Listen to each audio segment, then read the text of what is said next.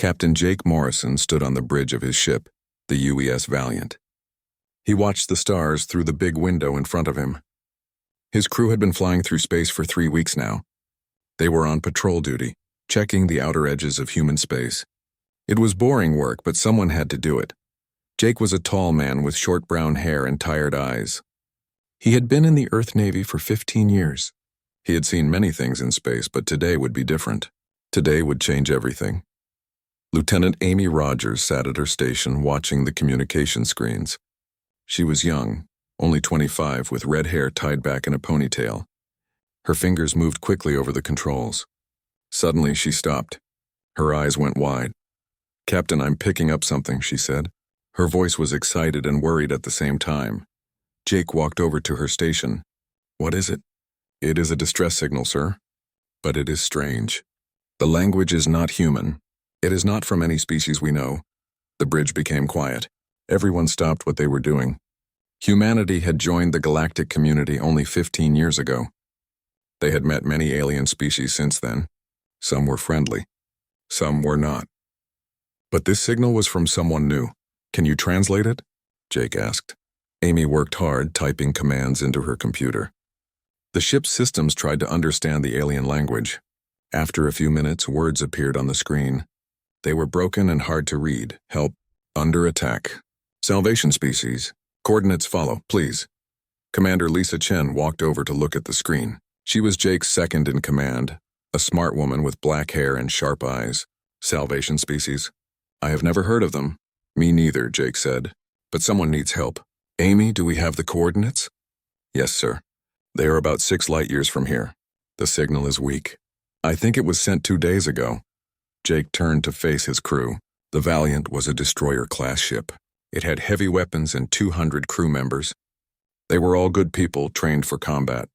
But they were alone out here, far from any help. "Set a course," Jake ordered. "Maximum speed. And send a message to Fleet Command. Tell them what we found." The ship's engines started up. Space began to bend around them as they went faster than light.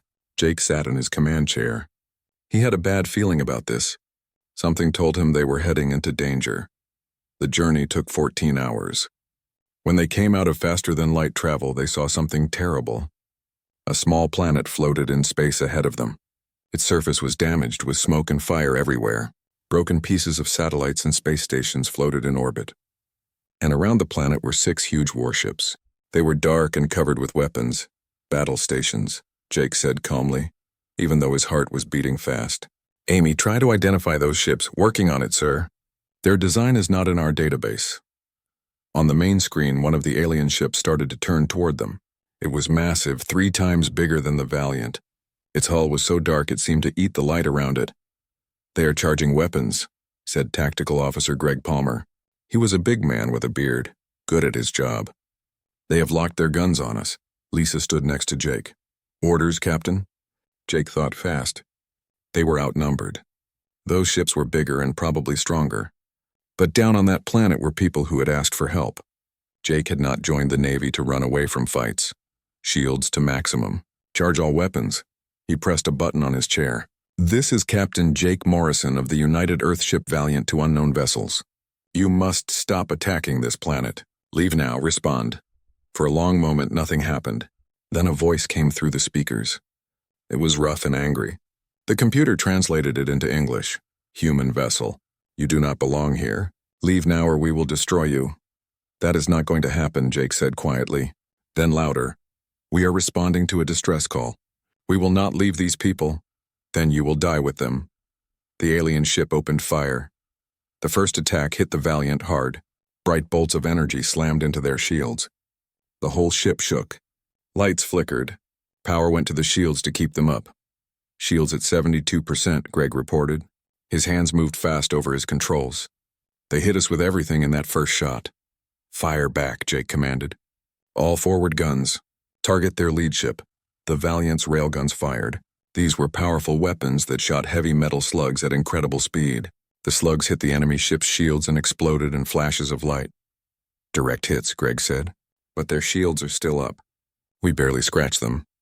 Lisa grabbed her console as another attack rocked the ship. "They are spreading out, trying to surround us." If they get us in a crossfire, our shields will not last. Jake's mind worked quickly. The Valiant was tough. It could take a lot of damage, but against 6 big ships, even Earth's best technology would not be enough, unless they changed the rules. Helm, full power to engines. Take us down to the planet. Everyone on the bridge looked at him. Lisa's eyes went wide.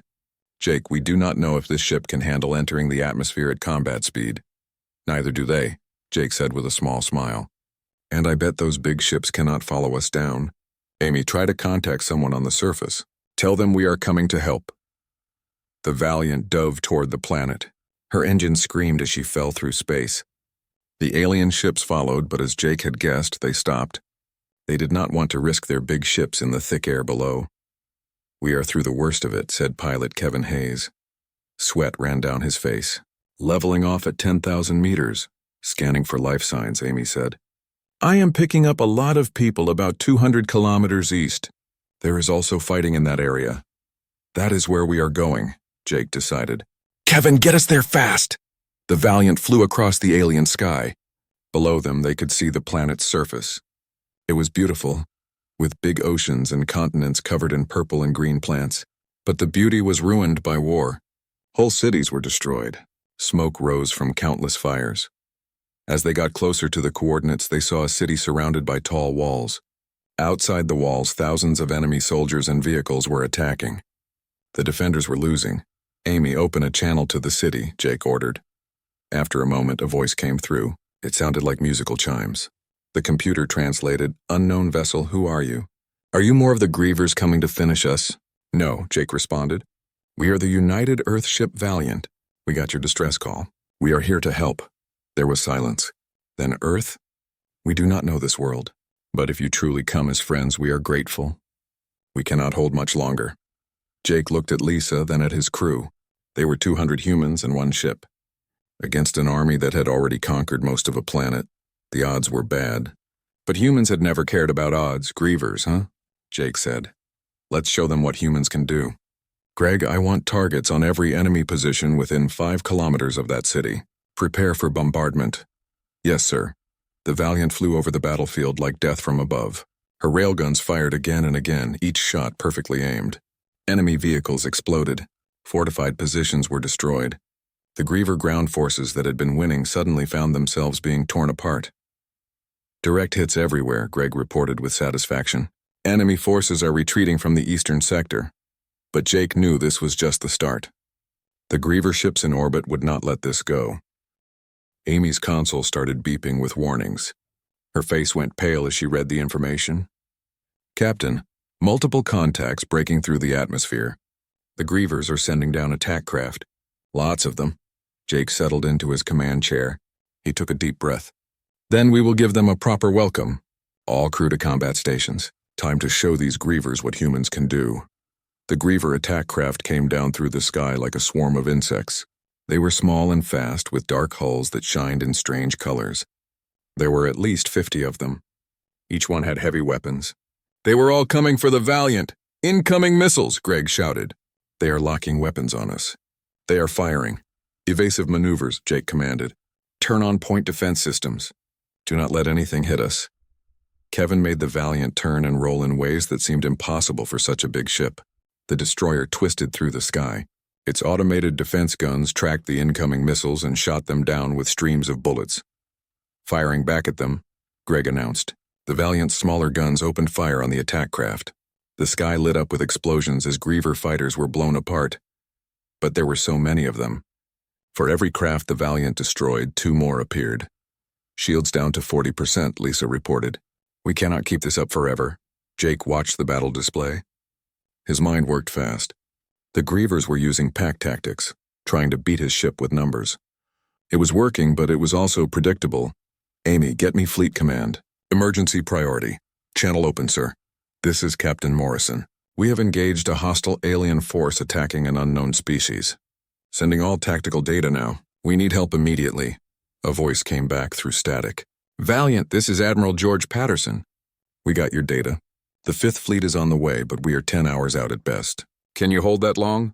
Jake looked at his crew. He saw determination on every face. We are human, Admiral. We do not know how to quit. As the communication ended, something amazing happened. The city's defenders saw the Valiant fighting against impossible odds. They began to fight harder. Anti-aircraft guns fired from the walls, hitting the Griever craft. From hidden bunkers, defense fighters launched and joined the battle. Amy's console made a sound. "Captain, I am getting a message from the surface. They call themselves the Chorus. They want to work with us. Put them through." A face appeared on the screen. It was different from any alien Jake had seen before. The being had 4 eyes in a square pattern. Its skin glowed with moving light patterns. Its mouth opened in what might be a smile. "I am Speaker Valen," the being said in a musical voice. "You have done what we thought was impossible. You fight the Grievers and survive. What kind of species are you?" "We are human," Jake replied simply. "And we do not leave people in trouble." Valen's expression changed. The light patterns on their skin pulsed fast. "We have looked at the galactic records since we got your first message. Your species comes from a world called a Death World. Category 9. The records say such planets make very strong beings." Jake had heard that term before. When humans first met other aliens, they learned that Earth was one of the most dangerous planets known. High gravity, extreme weather, deadly animals, terrible diseases. Most alien species could barely survive there without special protection. "I guess that makes us Deathworlders," Jake said. "And right now these Grievers are learning what that means." An explosion rocked the Valiant. A lucky shot got through the shields and hit the hull. Alarms went off everywhere. "Damage to Deck 7, Lisa reported. "Hull breach sealed. No one hurt." "Captain," Valen said urgently, "the Grievers are bringing down their bombardment ships. They want to destroy the city from above. Our weapons cannot reach them at that height." "Ours can," Jake said grimly. "Kevin, take us up. Time to remind those ships in orbit that we are still here." The Valiant climbed fast, bursting through the layer of attacking fighters. She streaked toward the upper atmosphere. The bombardment ships were huge and slow. They were designed to rain destruction on cities below. They had heavy armor but light weapons. They never expected to fight other ships. "Target locked," Greg said. "Firing main guns." The Valiant's primary weapons fired. These guns were powerful enough to crack a small moon. The first bombardment ship simply disappeared, torn apart by the kinetic energy. The second ship tried to turn and run, but missiles caught it in the middle. It tumbled from the sky, burning. 2 down, Greg reported. The third is running back to the capital ships, but their victory did not last long. The 6 Griever capital ships in high orbit were coming down now. Their weapons were charging. They had decided the human ship was too dangerous to leave alive. "Shields at 20%, Lisa said quietly. "Jake, we cannot fight them all." Jake looked at the tactical display. He saw the massive force coming for his ship. Then he looked at the planet below. He thought of the Chorus city that still stood because his crew refused to give up. "No," he agreed. "We cannot fight them all, but we can buy time." He opened a channel to the whole ship. "All hands, this is the captain. I will not lie. The odds are not good, but in 10 hours the 5th Fleet will arrive. Our job is to make sure the Chorus survive long enough to see it. To do that, we need to keep these Griever ships focused on us, so we are going to do something crazy. We are going to charge them." He paused. "I am proud to serve with all of you. Now let's show these Grievers why you do not mess with Deathworlders. Helm, plot a course to the lead ship. All weapons, get ready to fire." The Valiant turned and sped up. 1 small ship against 6 massive warships. It should have been suicide, but the Grievers had never fought humans before. The distance closed fast.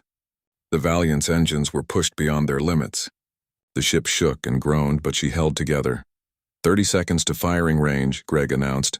The Griever ships opened fire. Space lit up with energy weapons, plasma bolts and particle beams all aimed at the Valiant. They hammered the shields with devastating power.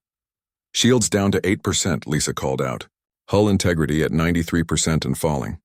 "Hold course," Jake commanded. "Wait for it." The distance got smaller. 10 seconds, 5-3, now. "All weapons, fire." The Valiant unleashed everything.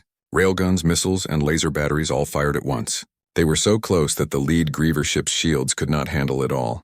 The shields collapsed. Railgun slugs tore through armor. A missile got deep inside the ship before exploding. "Hard to port," Jake shouted. "Get us out of here!" Kevin threw the Valiant into a violent turn. They barely avoided crashing into the wounded Griever ship. Behind them, explosions rippled across the enemy vessel as systems failed. "The lead ship is damaged badly," Greg reported. She is breaking orbit, trying to escape, but there was no time to celebrate. The other 5 Griever ships were surrounding them.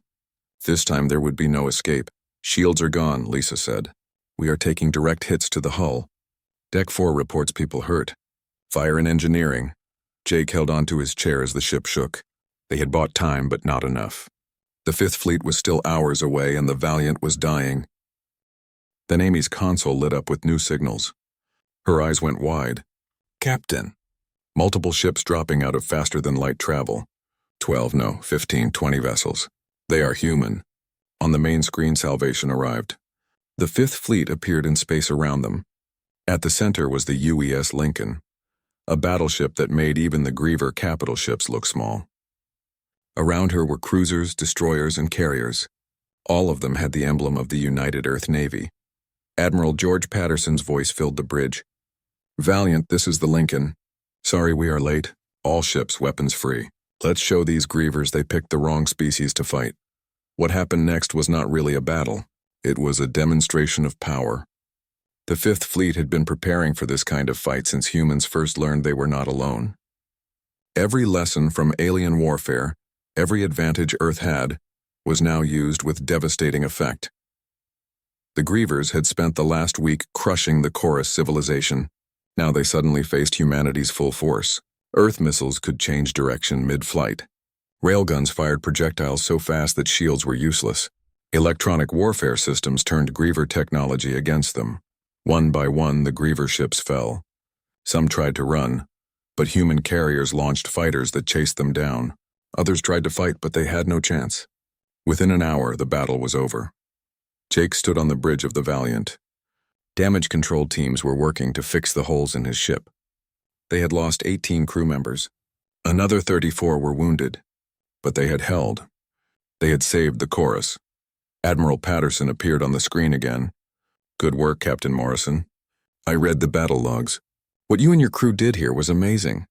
We did what any human crew would do, sir, Jake replied. Maybe so, Patterson said, but you were the ones here when it counted. I am sending repair ships to help the Valiant. Once you can fly safely, I want you to work with the Chorus. They need help rebuilding, and I think they will trust you more than anyone. Over the next several days, Jake learned what had happened. The Chorus were a peaceful species. They focused on art, philosophy, and science. They had no military. They relied on bigger galactic powers for protection, but the Grievers had changed everything. They were a predatory species that had been expanding for decades.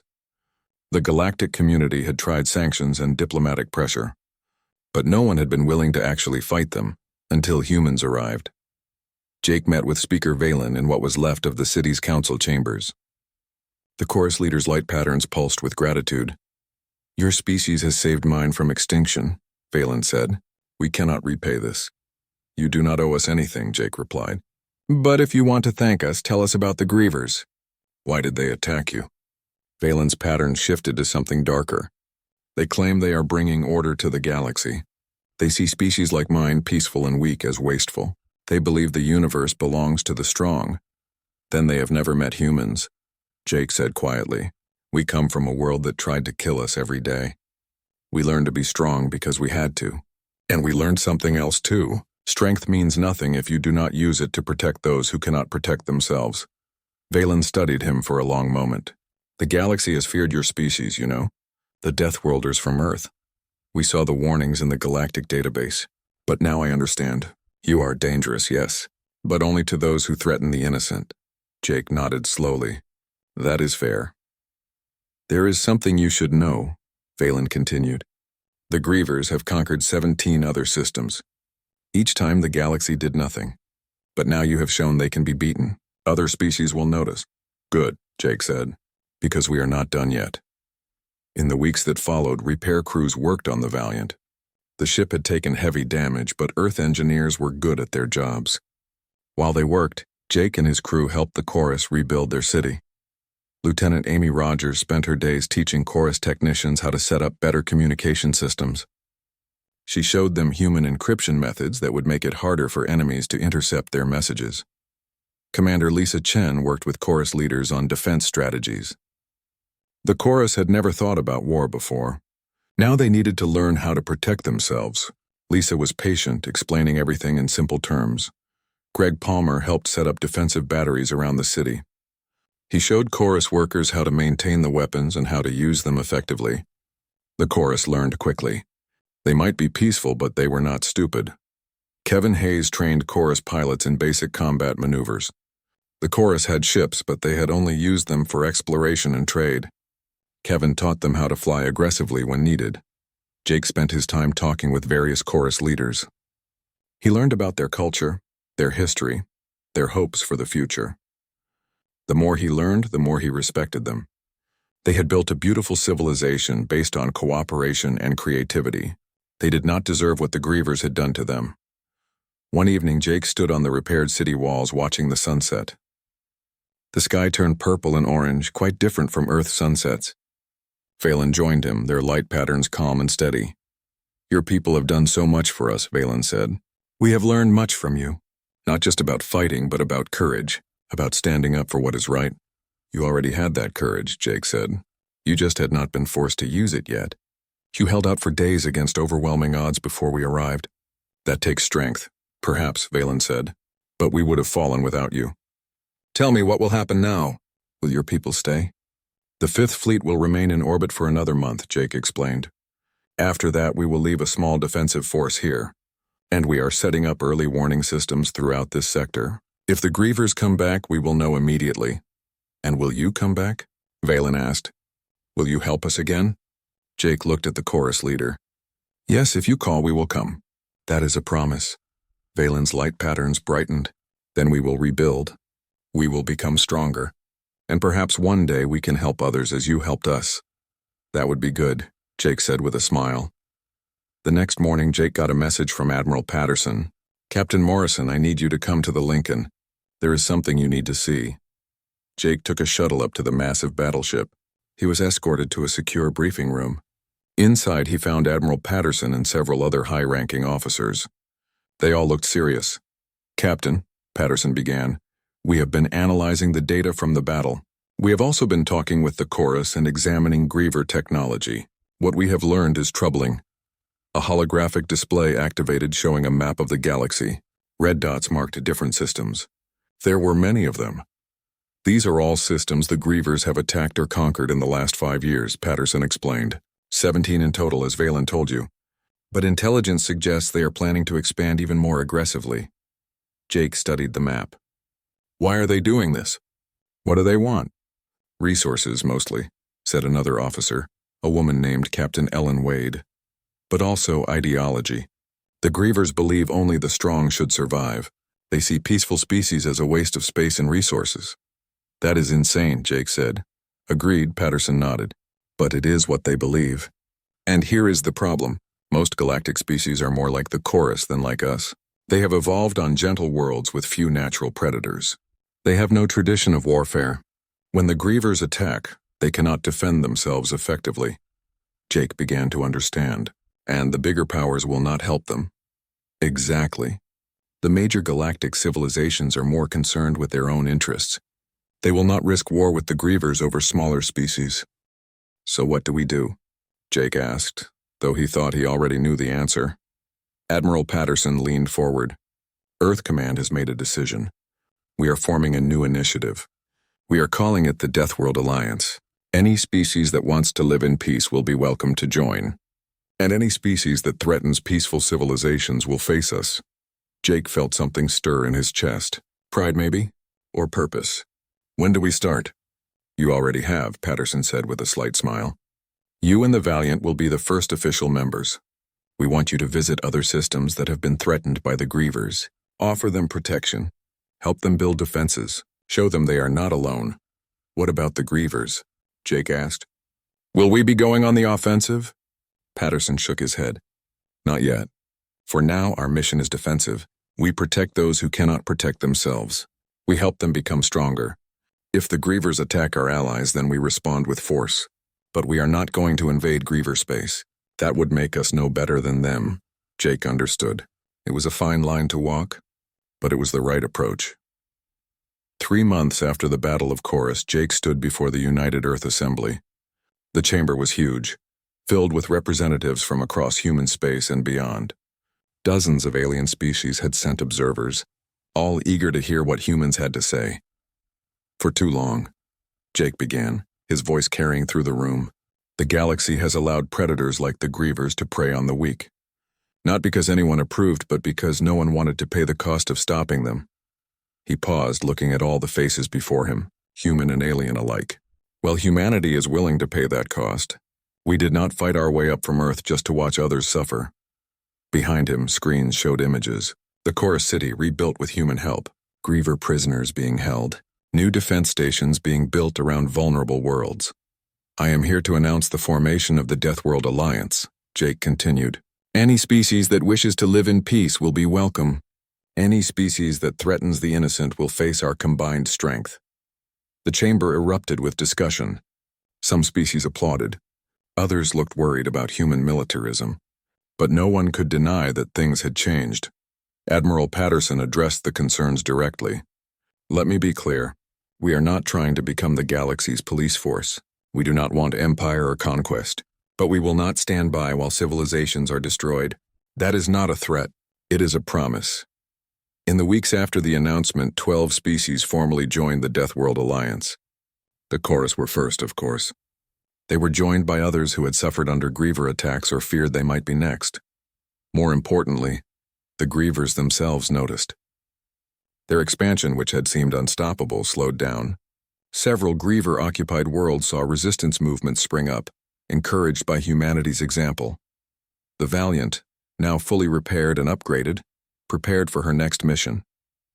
Jake's crew had earned medals and honors. Some had been promoted or transferred, but the core remained, and they were ready. Lisa stood beside Jake on the bridge as they prepared to leave. You know this changes everything, right?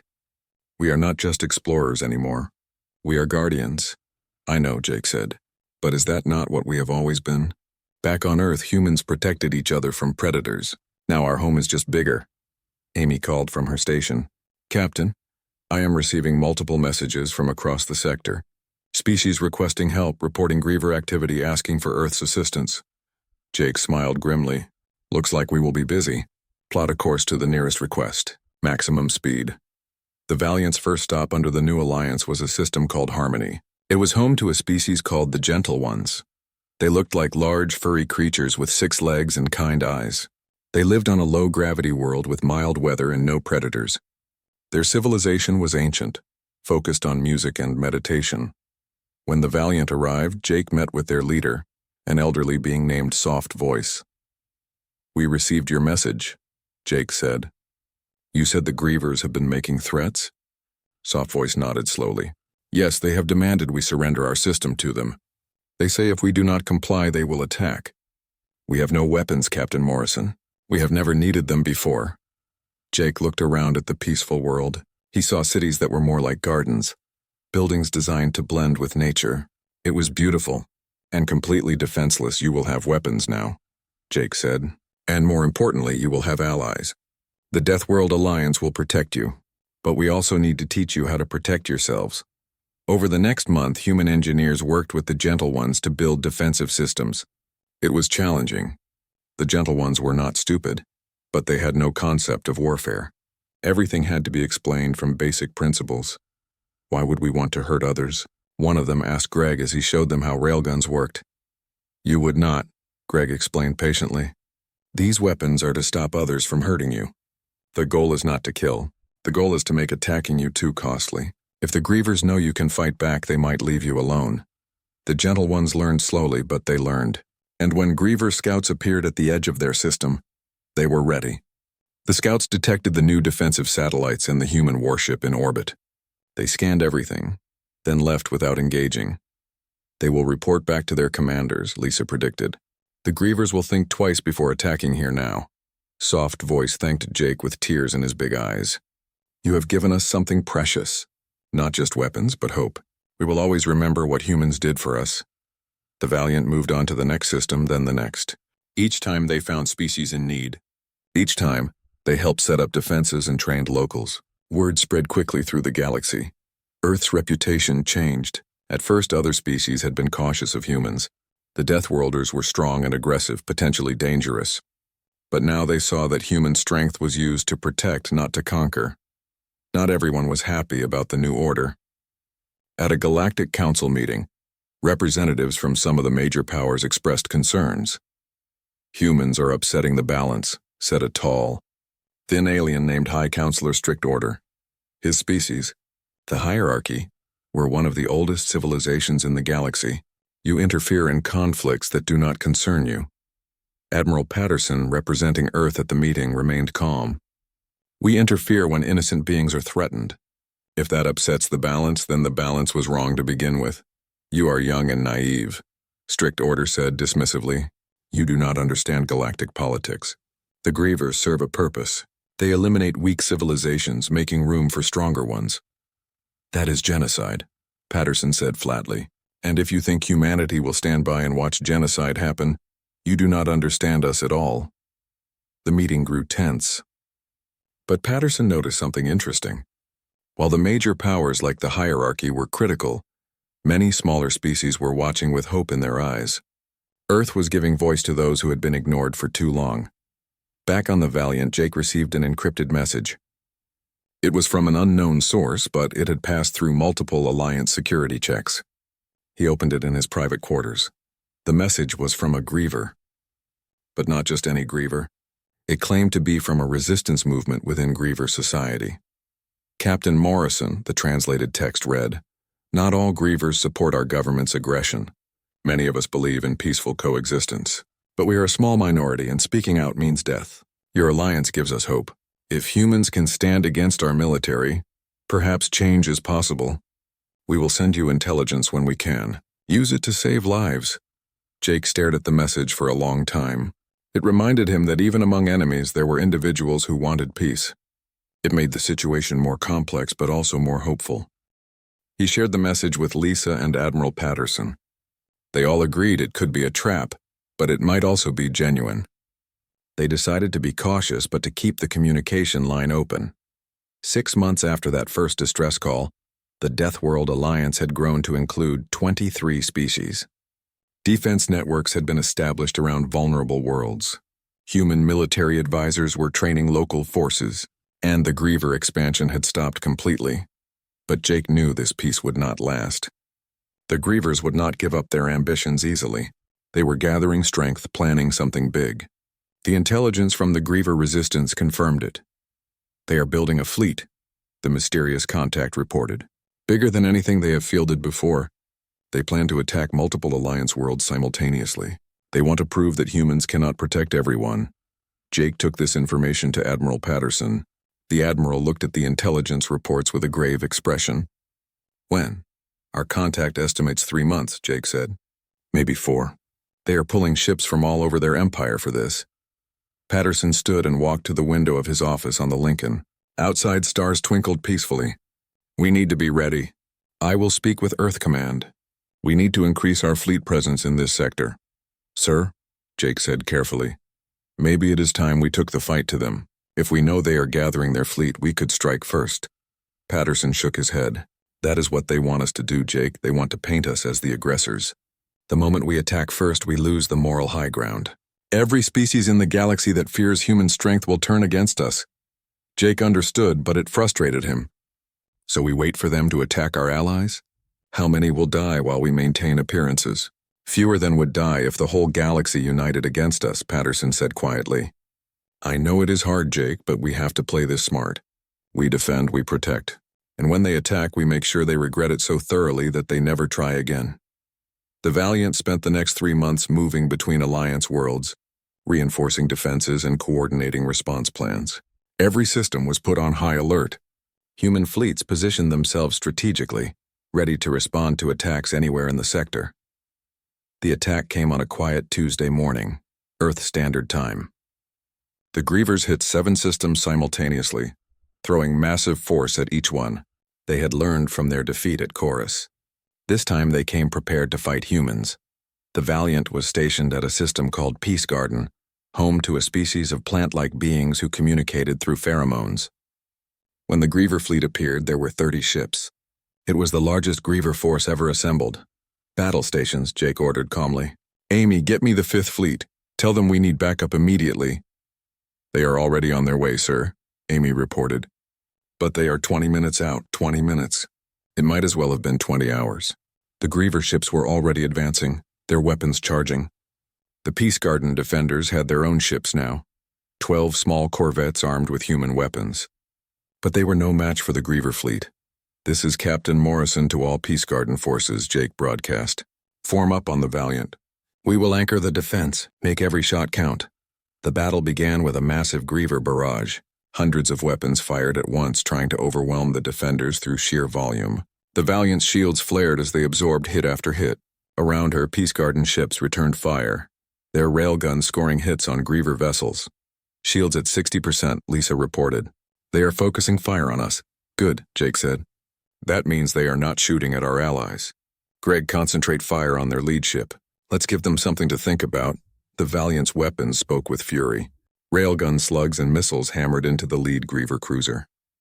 Its shields held, but barely. The Peace Garden ships added their firepower, and the Griever shields collapsed.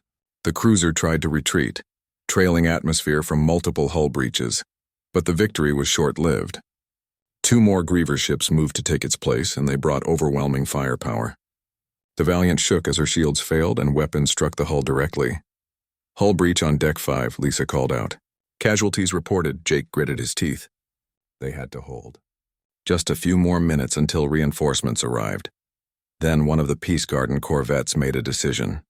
Captain Bloom, the plant being commander, saw the Valiant taking heavy damage. He saw that if the human ship fell, they would all fall. So he did something incredibly brave.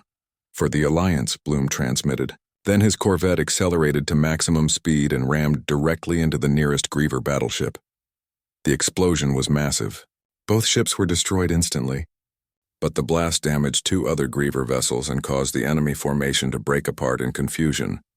Jake watched in horror and awe. Bloom had sacrificed himself and his crew to save others. It was something a human might do. Apparently, the Deathworld Alliance was teaching more than just tactics.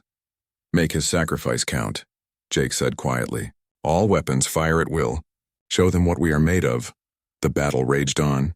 The Valiant fought with everything she had. The remaining Peace Garden ships fought with courage they had never known they possessed. And slowly, impossibly, they began to push the Grievers back. When the 5th Fleet arrived, the battle turned into a rout. The fresh human ships tore into the Griever force with devastating efficiency. Within an hour, the Griever fleet was destroyed or scattered. Only 3 ships escaped. Similar stories played out across all 7 attacked systems. The Grievers had brought their full strength, and it had not been enough. The Deathworld Alliance held everywhere, and in some places, like Peace Garden, the local defenders had fought just as fiercely as the humans. After the battle, Jake stood in the medical bay of the Valiant. Wounded crew members were being treated. Some would recover quickly. Others would carry scars for life. He spoke with each one, thanking them for their courage. Lieutenant Amy Rogers had a broken arm from being thrown against her console during the battle. But she smiled when Jake approached. We held them, Captain. We actually held them. You all did great, Jake said sincerely. I am proud of every one of you. Later, Jake attended a memorial service for Captain Bloom and his crew. It was held on Peace Garden in a beautiful park filled with bioluminescent flowers. Thousands of Peace Garden citizens attended, along with representatives from across the Alliance. Speaker Valen from Chorus gave a speech. When the Valiant first came to save my people, I wondered what kind of beings would risk everything for strangers. Now I know. They are beings who understand that all life has value, that the strong must protect the weak. Captain Bloom learned this from humans, and in his final act he showed us all what it truly means to be part of the Alliance. The gathered crowd hummed in harmony, a Peace Garden sign of respect. Jake felt tears in his eyes. They had won the battle, but the cost had been high. In the aftermath, something unexpected happened. The Griever government, which had seemed invincible, began to fracture. The massive defeat had shaken their confidence, and the resistance movement within Griever society grew bolder. Jake's mysterious contact sent another message. Your victory has changed everything. Many Grievers now question whether our path is right. There are protests in our cities, demands for peace. Change is coming, but it will not be easy. Admiral Patterson called a meeting of all Alliance leaders. The holographic conference included representatives from 24 species, all gathered to discuss the future. "We have won a great victory," Patterson began. "But this is not the end. The Grievers are weakened but not defeated. We must remain vigilant. We must continue to build our defenses and support each other." Speaker Valen spoke next. "Admiral, I believe we should do more than defend. We should reach out to the Griever people, show them that peace is possible, help their resistance movement." Other leaders voiced agreement. The Alliance had proven it could fight. Now it needed to prove it could make peace. Jake listened to the discussion with hope growing in his chest. Maybe, just maybe, they could end this conflict without more bloodshed. It would not be easy. It would require patience, diplomacy, and continued strength. But it was possible. Over the following year, the galaxy changed in ways no one had predicted. The Deathworld Alliance continued to grow, reaching 40 member species. But more importantly, its influence spread beyond its membership. The Griever resistance movement, supported quietly by Alliance intelligence, grew stronger. Protests became common in Griever cities. Young Grievers questioned the old ways, wondering why their society was built on conquest when cooperation seemed to work so well for others. Jake found himself involved in something he had never expected: diplomacy. Along with Speaker Valen and representatives from several other Alliance species, he was invited to secret talks with moderate Griever leaders. The meeting took place on a neutral station at the edge of known space. Security was tight. Both sides were nervous. Jake walked into the conference room and came face to face with his enemies for the first time. The Grievers were large beings, heavily muscled with thick gray skin. They had small eyes and powerful jaws. They looked like natural predators. But the one who stepped forward to greet Jake extended his hand in the human gesture of peace. "I am Commander Stonefist," the Griever said in heavily accented English. "I lead the Griever peace movement. It is strange to meet a human without shooting at each other." Jake shook his hand carefully. The Griever's grip was strong enough to crush bone, but Stonefist was gentle. "It is strange," Jake agreed, "but better this way." They sat down at a large table. The tension in the room was thick. These beings had been killing each other for months. Now they were trying to talk.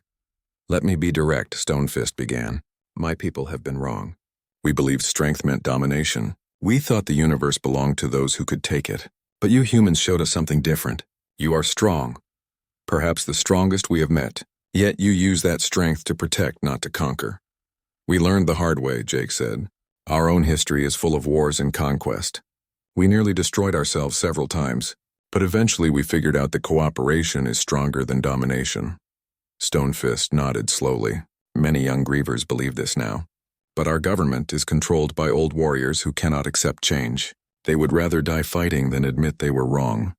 So what do you propose?" Speaker Valen asked. "Revolution," Stonefist said bluntly. "We will overthrow the old government and establish a new one based on peace. But we need help. The military is still loyal to the old ways. We need the Alliance to support us." Admiral Patterson, attending via hologram, spoke carefully. "You are asking us to take sides in a civil war. That is a big step." "I understand," Stonefist said, "but consider the alternative. If we fail, the old government will become even more extreme. They will attack the Alliance again, with everything they have left. Many will die. But if we succeed, we can end this conflict peacefully." The Alliance leaders discussed it for hours. It was a difficult decision. Helping the Griever resistance meant actively working to change another government. It set a dangerous precedent. But doing nothing meant more war. In the end, they decided to help. But they would do it carefully, providing support without direct military intervention unless absolutely necessary.